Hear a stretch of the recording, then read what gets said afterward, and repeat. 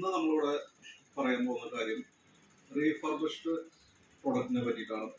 IT മേഖലയിൽ ഇന്ന് ഒരുപാട് കൺഫ്യൂഷൻസ് ഉണ്ടാക്കുന്ന കാര്യമാണ് റീഫർബിഷ്ഡ് പ്രൊഡക്റ്റുകൾ. ഇപ്പോൾ നമുക്ക് ചുരുക്കൊരു എക്സാമ്പിൾ പറയുകയാണെങ്കിൽ പ്രോസസ്സർ.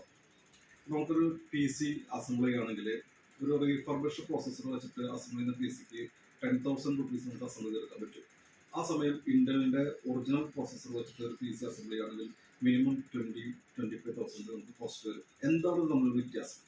ഈ വ്യത്യാസമാണ് നമുക്ക് അറിയേണ്ടത്.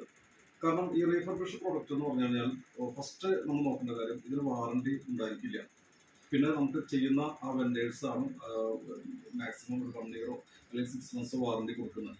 കമ്പനി തരുന്ന ഇന്റൽ പ്രോസസ്സർ ആണെങ്കിൽ, ഇന്റൽ കമ്പനി പ്രൊവൈഡ് ചെയ്യുന്ന പ്രോസസ്സർ ആണെങ്കിൽ ഇതിന് 3 ഇയർ വാറണ്ടി ഉണ്ടായിരിക്കും.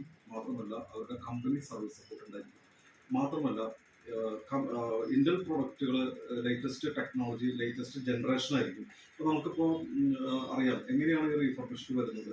കാരണം ഇന്ന് നമുക്ക് മാർക്കറ്റിൽ അവൈലബിൾ ആയിട്ടുള്ള പ്രൊഡക്റ്റുകൾ എന്ന് പറഞ്ഞു കഴിഞ്ഞാൽ, ഇപ്പോൾ ഏറ്റവും ലേറ്റസ്റ്റ് ആയിട്ട് പറയുകയാണെങ്കിൽ ഇന്റലിന്റെ 12th ജനറേഷൻ പ്രോസസർ മാർക്കറ്റിൽ ഇറങ്ങിയിട്ടുണ്ട്, 13th ജനറേഷൻ പ്രോസസർ മാർക്കറ്റിൽ ഇറങ്ങിയിട്ടുണ്ട്. ഈ സെയിം കാറ്റഗറിയിൽ റീഫർബിഷ്ഡ് പറഞ്ഞു കഴിഞ്ഞാൽ മാക്സിമം നമുക്ക് 10th ജനറേഷൻ വരെ റീഫർബിഷ്ഡ് പ്രോസസർ മാർക്കറ്റിൽ ഇറങ്ങിയിട്ടുണ്ട്.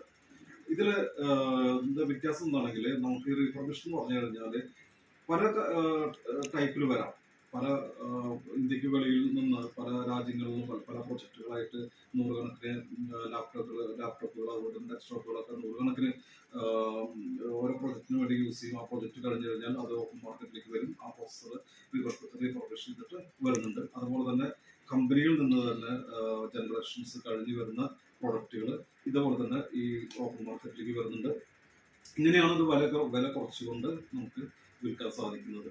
അപ്പോൾ ഇതിന് നമ്മളുടെ റിക്വയർമെന്റിനനുസരിച്ചിട്ടാണ് ഇത് സെലക്ട് ചെയ്യുന്നത്. കാരണം നമ്മളിപ്പോൾ ഒരു നല്ലൊരു ഡിസൈൻ ചെയ്യുന്ന ഒരു PC, അതുപോലെ തന്നെ എഞ്ചിനീയറിംഗ് ഡ്രോയിങ് ചെയ്യുന്ന ഒരു PC, അങ്ങനെയുള്ള പ്രൊഫഷണൽ കാറ്റഗറിയിലൊക്കെ നമുക്ക് ചെയ്യാമെങ്കിൽ ഒരിക്കലും നമ്മൾ റീഫർബിഷ്ഡ് പോകരുത്.